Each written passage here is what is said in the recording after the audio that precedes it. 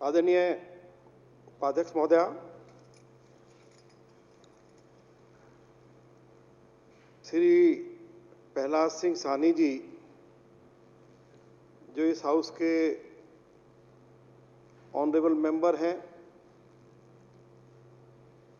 उन्होंने भारतीय जनता पार्टी के बारे में, भारतीय जनता पार्टी के विधायकों के बारे में जो भावना व्यक्त की है, मैं उस पर टिप्पणी करना उचित नहीं समझता हूं। इस हाउस के सभी ऑनरेबल मेंबर्स के लिए वे दीर्घायु हों, स्वस्थ रहें, यही ईश्वर से, वाहेगुरु से प्रार्थना करता हूं। उपाध्यक्ष महोदया, तीनों नगर निगमों के स्थान पर एक नगर निगम बनाने की जो केंद्र सरकार की योजना है, मैं इतना कह सकता हूं, ये दिल्ली वासियों की बेहतरी के लिए ये कदम हमारी केंद्र सरकार ने उठाया है। और मैं इस हाउस के अंदर कह रहा हूं जिम्मेवारी के साथ कि कुछ समय के बाद दिल्ली के लोग देश के यशस्वी प्रधानमंत्री आदरणीय श्री नरेंद्र मोदी जी को बधाई देंगे, शुभकामनाएं देंगे और उनका धन्यवाद करेंगे कि उनकी सरकार के द्वारा जो कदम उठाया गया वह दिल्ली के हित में था। आदरणीय उपाध्यक्ष महोदया,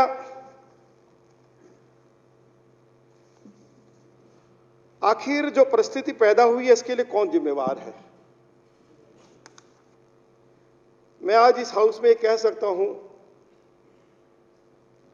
कि आज नगर निगम में भारतीय जनता पार्टी है, हो सकता है कल आम आदमी पार्टी आ जाए।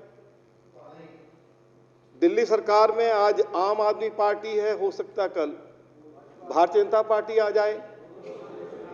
लेकिन ऐसी व्यवस्था देश के प्रधानमंत्री जी कर रहे हैं कि नगर निगम में कोई पार्टी हो, दिल्ली सरकार में कोई पार्टी हो, लेकिन फंड्स को लेकर किसी तरह का टकराव नहीं होगा।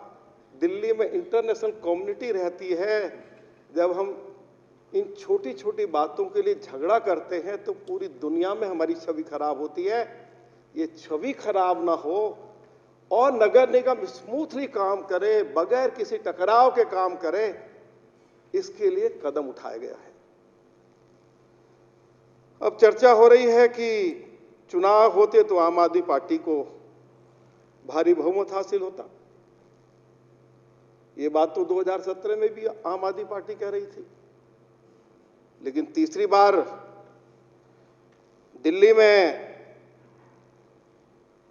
भारतीय जनता पार्टी की शानदार जीत हुई। और मैं आज इस सदन में कह रहा हूं कि जल्दी चुनाव होगा और चौथी बार भारतीय जनता पार्टी नगर निगम में शानदार जीत हासिल करेगी। मैं आज इस बात को कह रहा हूं। आदरणीय उपाध्यक्ष महोदया, पूज्य बाबा साहब भीमराव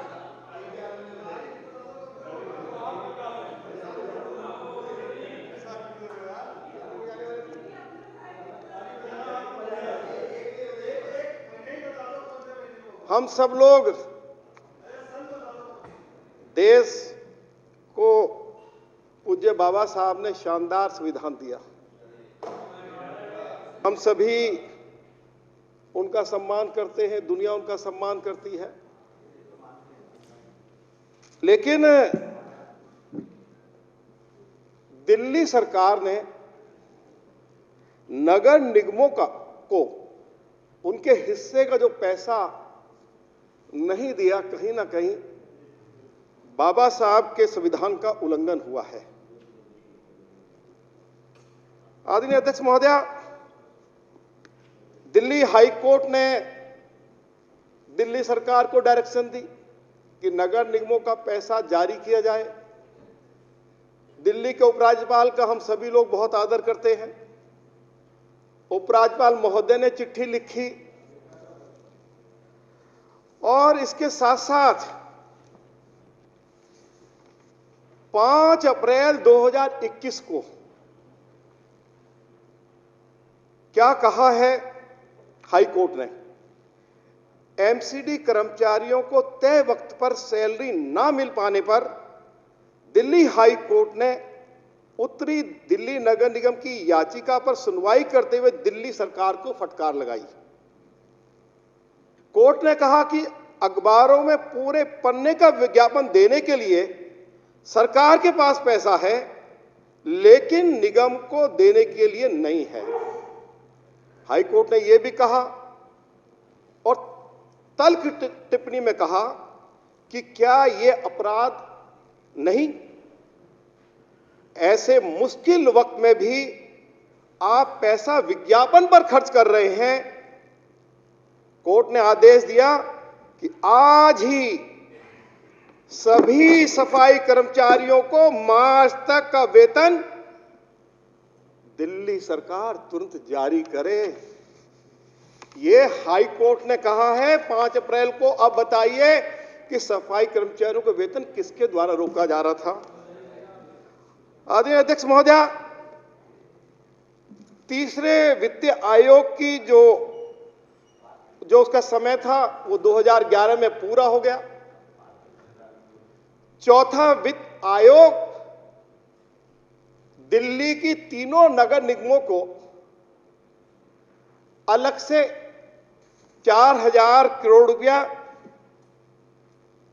देने का प्रावधान करता है। 4000 करोड़ रुपया नहीं दिया गया। और जो 5वां वित्तीय आयोग है उसने कहा कि दिल्ली सरकार 40,561 करोड़ रुपया दिल्ली नगर निगमों को देगी, लेकिन दिया कितना?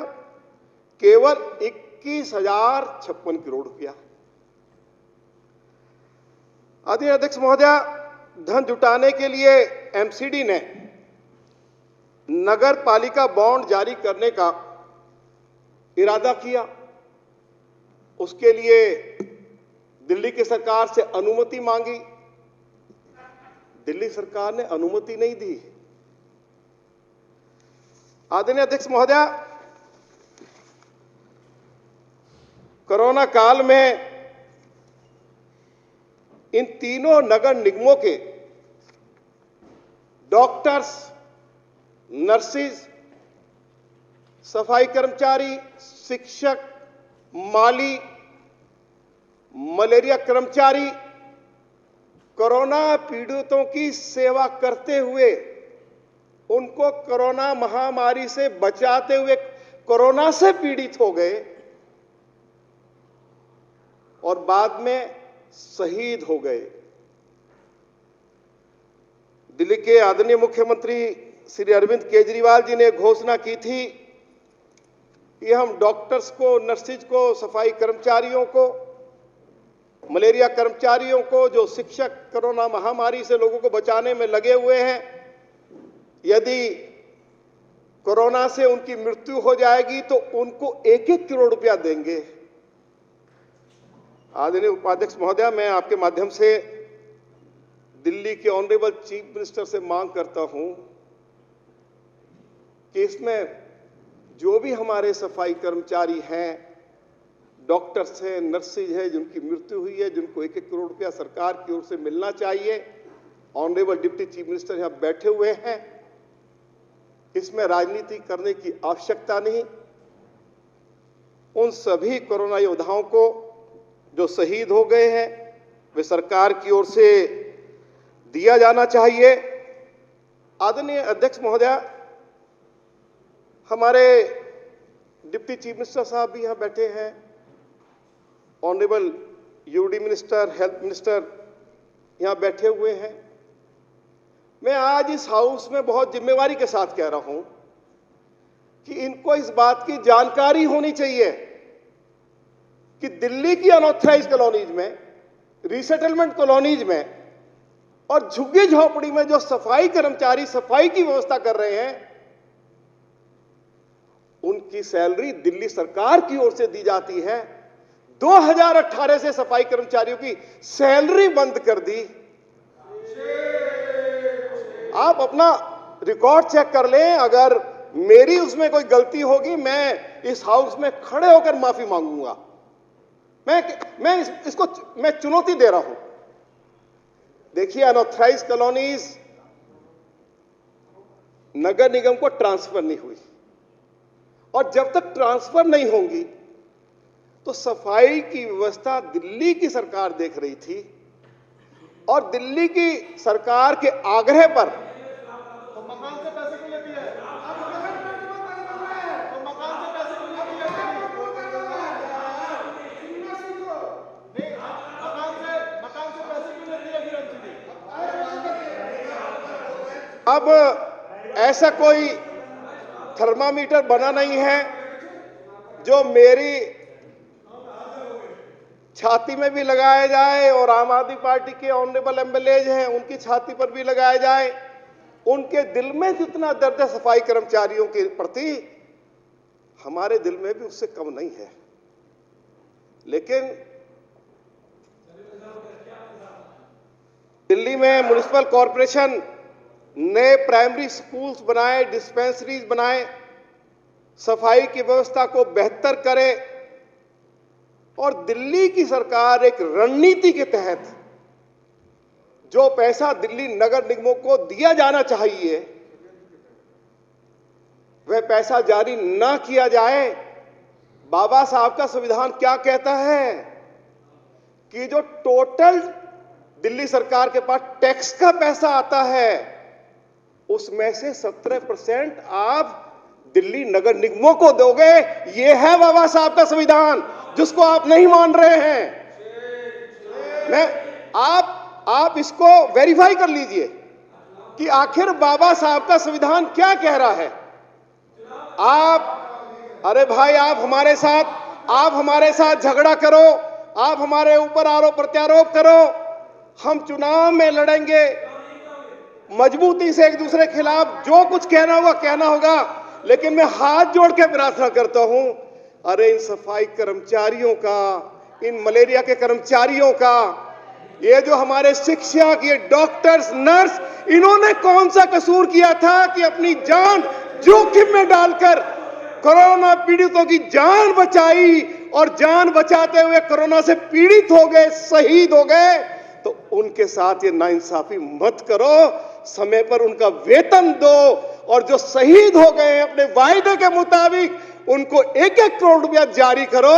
मैं उपाध्यक्ष महोदया ये आपके माध्यम से प्रार्थना करना चाहता हूं।